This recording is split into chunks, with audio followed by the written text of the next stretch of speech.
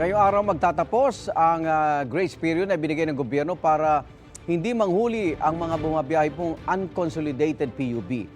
Kaugnay niya, mapanayaman natin si LTFRB Chairman Teofilo Guadis III. Magandang umaga po. Umaga, Igan, at saka sa lahat ng mga nanonood po sa atin, magandang umaga po. Okay. So simula bukas, manghuhuli na po kayo. Wala na yung grace period. Sir Igan, pwede na ho kaming mag-flag down bukas and pwede na ho kaming mag-huli at mag-ticket ng mga driver o ng mga sasakyan. Tapos na rin po yung binigay natin palugit para sa kanila para huwag na pong magbiyahe. Yung mga hindi pa ho nag-consolidate. Meron ho ba kayong bilang kung ilan po itong unconsolidated PUV? Sa kuwan po, NCR po, we have about 1,900 po na unconsolidated or yung mga hindi na po sumama sa programa ng gobyerno na Public Utility Vehicle Modernization Program. Opo. Ibig sabihin po, Chairman, kung unconsolidated po itong mga ito, ano po bang mangyayari sa kanilang jeep?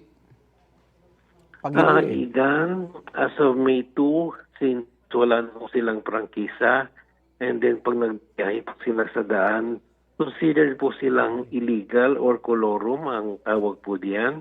Oo. And pwede hong ma-flag down yung driver ng 1,000 peso. 10,000 pesos po yung driver is 1 year po ang suspension niya. Yung sasakyan po 50,000 ho ang penalty plus 30 days na pagka-impound po. Hindi ho ba mapipila yung transportasyon, yung mga papasok po sa trabaho? May masasakyan din po sila dito sa mga maapektuhang ruta nitong unconsolidated PUB, Chairman.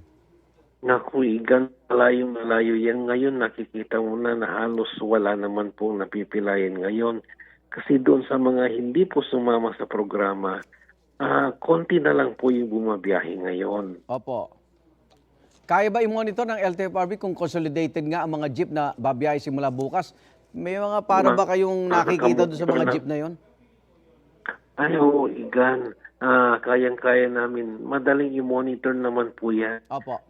Kasi nire-record namin yung mga sasakyan na ilagay sa kanilang dashboard or windshield yung kanilang papeles, yung first part ng papel that says na consolidated po sila. Pag wala ho kaming nakitang ganon, we are confident ho na hindi sumama sa programa ng gobyerno yun. And ang pag-flag down naman po namin is hindi naman po diretso. Intermittent lang po. Opo. Sa isang area, 2-3, lilipat ho kami kagad sa isang area. Opo. May mga pinaldalahan kayong show cause order kaugnay nito, Chairman? Lahat ho, napadalhan na ho ng show cause order ay halos lahat po, Igan. Opo. Napadala na po since May 2 and namomonitor naman po namin yung pagtanggap nila ng mga show cause order. Reaksyon lang po, sabi ni Manibela Chairman Mar Balbuena, halos 200,000 na tsuper at operators nila ang hindi consolidated.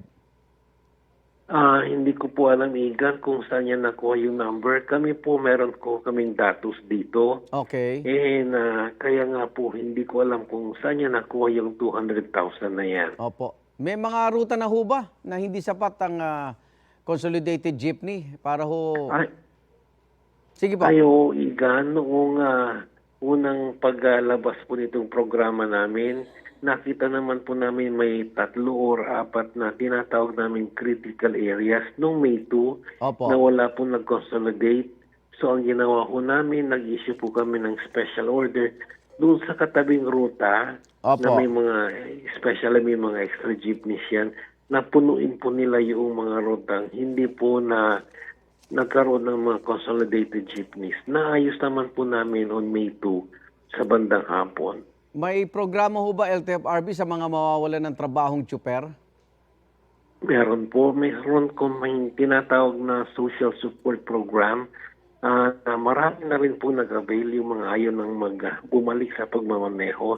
Number 1 po is we have TESDA programs wherein they will be given na free education sa TESDA. Habang sila po ay nag-aaral, meron po silang allowance for the next 90 days from the government. Opo. Then number 2 po, meron pong binibigay na pondo ang gobyerno pang suporta rin sa kanila kung gusto nilang pumasok sa negosyo.